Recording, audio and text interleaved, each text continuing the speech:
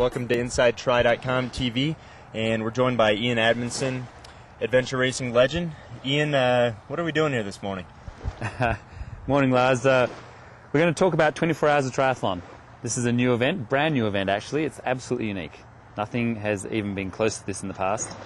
Short course triathlon, half-mile swim, 17-mile bike, 4-mile run, and it's all here at Boulder Reservoir at September 9th and 10th.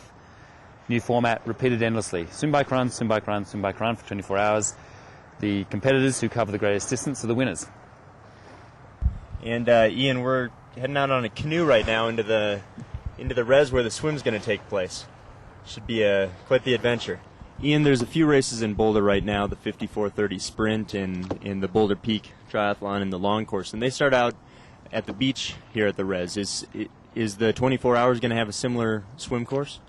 Yeah, our swim course starts at the beach. Actually, I'll turn the canoe so you can see it. And then we do pretty much an out and back course. Reason for that is that we like to see all the swimmers at all times. And as we get further into the race and swimmers start to get tired, there's probably going to be some cramping challenges. That's my guess. I'd like people to wear wetsuits. It's not going to be particularly cold, but we still want to have flotation. And I know from swimming and cramping that it can be just horrible. So it's not going to be mandatory. I did think about having mandatory wetsuits, but that's too restrictive. People are smart, athletes are smart, and especially triathletes, so they can make their decisions. If they think they're going to cramp or they think they need some extra, then they can throw their wetsuit on. The course goes around the reservoir, and there's a section of dirt in the course.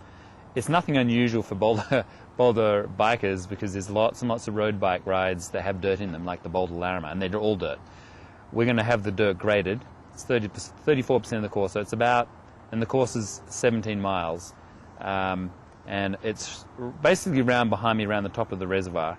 And if you look over where my finger's pointing, the dirt starts right out of the reservoir.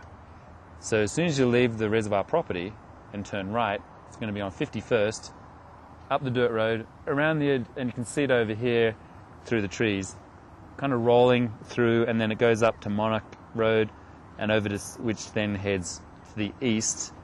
It's a mile of dirt again, very smooth, down to 63rd, and then from 63rd it comes back to the diagonal, and at that point it's the same as the 5430 races. They use this section of road back up the diagonal, which is behind the reservoir, and then 2 loops, because it's only an 8-mile loop, and back into the TA. I strongly suggest a road bike. Road bikes have great handling characteristics, and particularly on this dirt section, and it's a little rolly, and dirt is not, it's not like pavement. You can lose corners if you're going too fast.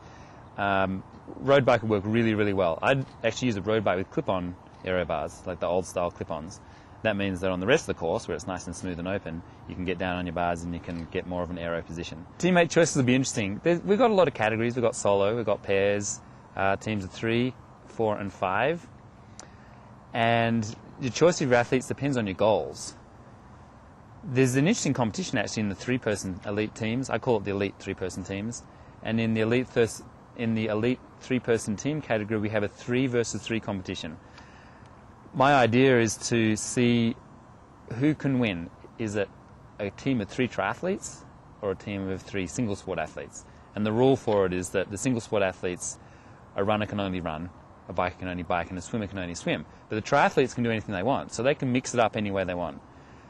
Obviously, an elite runner will be faster, or on the odds will be faster than a triathlete running, and the same with the swimmers and bikers. But over the distance, and when the triathletes can swap around, who's going to win?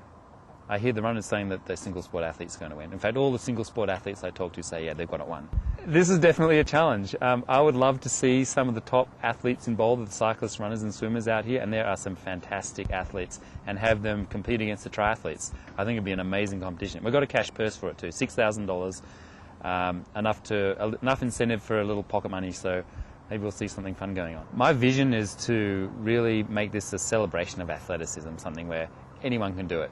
Family teams, corporate, military, club, everyone has, it's a format that works for everyone. People who would never do a triathlon, even a sprint triathlon, now have an opportunity with their teammates to compete in something that's really big. Ironman triathletes who want to go on and do something bigger solo have got the opportunity to go and do something a whole lot more than an Ironman. And it's not just a double Ironman or a triple Ironman where you're endlessly grinding out miles. You have the ability to change over and change up everything very frequently, so it makes it interesting. There's strategy involved. I mean, there's all sorts of things that make it a good competition.